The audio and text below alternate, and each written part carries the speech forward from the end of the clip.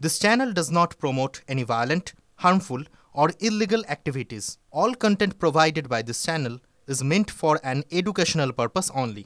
Top quality और consistent performance के लिए सिर्फ सिल्वर पंप्स नाम याद रखना। আমরা আবারও চাইবো সেই ছবিগুলো আপনাদের সামনে দেখাতে, কারণ আজকের মেগা ইভেন্টের মেগা কভারেজ একমাত্র টিভি9 বাংলায় করছে। ধামসা মাদল নিয়ে ধর্মতলামুখী তৃণমূল কর্মী সমর্থকরা। পিসিআর ছবিটা দেখাও। শিয়ালদা স্টেশন চত্বর মুখরিত হয়ে উঠল ধামসা মাদলের সুরে।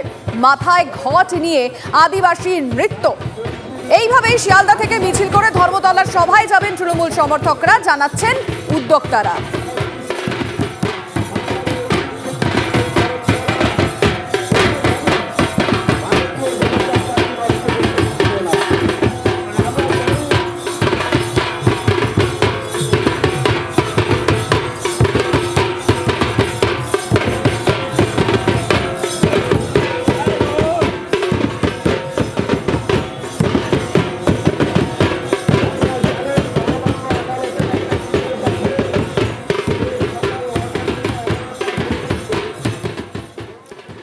আরো ছবি আসছে সকাল থেকেই আমাদের চিত্র সাংবাদিকরা যে ছবিগুলো দিচ্ছেন, ছবিগুলো রাখছি আপনাদের সামনে, কারণ প্রতিটা মুহূর্তের ছবি টিভি9 বাংলা আপনাদেরকে দেখাবে।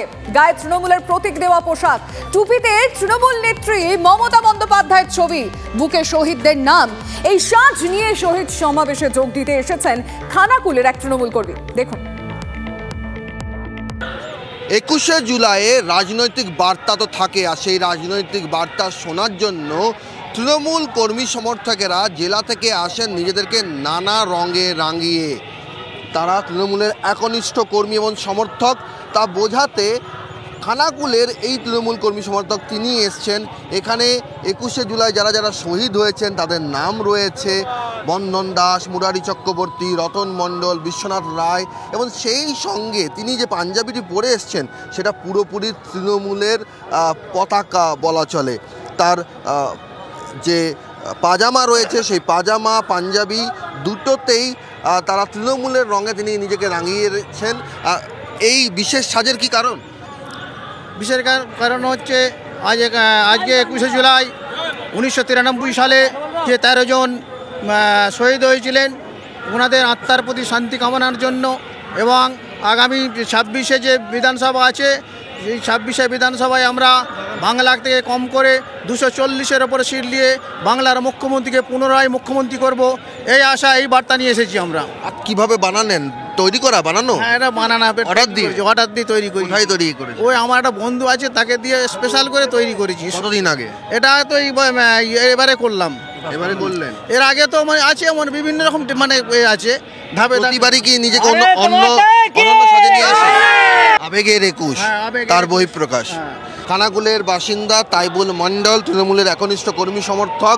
21-এর যে আবেগ, সেই আবেগকে নিজের পরনের সাজে সেটাকে ফুটিয়ে তোলার জন্য এই বিশেষ পাঞ্জাবি পরে তিনি এবারের 21শে জুলাইয়ের মঞ্চ ধর্মতলায় 21শে জুলাইয়ের যে সমাবেশস্থল সেখানে হাজির হয়েছেন। ক্যামেরায় অভিজিতের সঙ্গে সৌরভ দত্ত, টিভি9 বাংলা, কলকাতা। এই মুহূর্তে পিসিআর জানাচ্ছে আমাকে একটা বড় খবর আসছে। আমি পিসিআর কে বলবো কি ব্রেকিং নিউজ আসছে একটু এখানে দেখাতে। কি বড় খবর আসছে একটু দেখাতে প্লিজ। কি এই মুহূর্তে ব্রেকিং নিউজ? 19শে জুলাই ওসমা 21-এ পুলিশের প্রশংসায় বিচারপতি। রাস্তায় ঠিকঠাক যান নিয়ন্ত্রণ হয়েছে, পর্যবেক্ষণ হাইকোর্টের। ডিটেল জানানোর জন্য আমাদের রিপোর্টার শ্রাবন্তী টেলিফোন লাইনে রয়েছেন। শ্রাবন্তী, দেখো, যে বিচারপতির নির্দেশ ছিল, যে বিচারপতি এই প্রথমবার 21শে জুলাইয়ের জন্য নির্দিষ্ট কিছু শর্ত আরোপ করেছিলেন, সেই বিচারপতি তীর্থঙ্কর ঘোষ আজকে পুলিশকে ঢালাও প্রশংসা করলেন। তিনি নিজে যখন এজলাসে আসছিলেন চারিদিকে যানজট ছিল না, রাস্তা অনেকটাই নিয়ন্ত্রিত ছিল, এমনটাই তিনি এজলাসে বসে রাজ্য সরকারের যে আইনজীবী তার কাছে জানালেন। তার বক্তব্য, গোটা জিনিসটাই পুলিশ নিয়ন্ত্রণ করেছেন। যদিও একই সঙ্গে আজকে যেহেতু নো অ্যাডভান্স অর্ডার, অর্থাৎ অনেকেই আসতে পারবেন না, এটা আঁচ করে আগে থেকে বার কাউন্সিলের পক্ষ থেকে আবেদন জানানো হয়েছিল প্রধান বিচারপতিকে, তাই বহু মামলা শোনা হয়নি।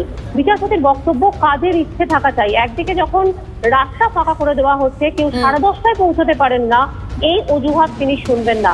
কার্যত প্রথমে এসেই 10:30 11টা নাগাদই তিনি এই ঢালাও প্রশংসা করে পুলিশকে দরাজ সার্টিফিকেট কলকাতা পুলিশ পেয়ে গেল। শ্রাবন্তী, অনেক ধন্যবাদ।